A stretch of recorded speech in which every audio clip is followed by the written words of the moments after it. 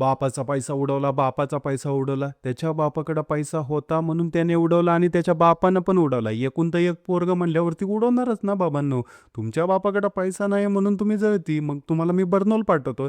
यामध्ये सचिनच्या पोराला सारखं ट्रोल केलं जातं. पहिलं तर सचिन का बेटा सचिन नाही बनेगा. लहानपणापासून त्याच्यावरती प्रेशर टाकण्यात आलं.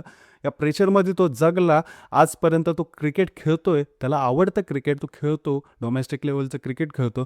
सेटिंगवरती त्या इंडियन क्रिकेट टीममध्ये त्यांनी कधी जागा बनवली नाही आणि तरी देखील त्या पोराला ट्रोल केलं जातं की सचिन का बेटा सचिन नाही बनेगा.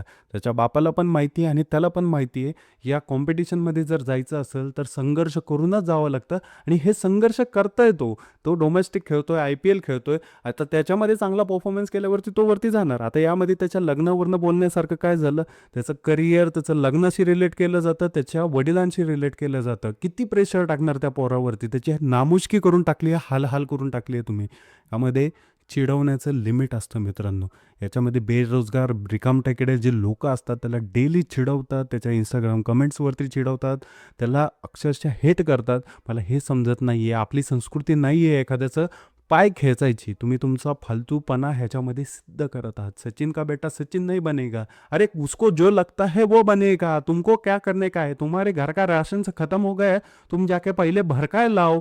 काहे को तुम मगजमारी कर रहे यार.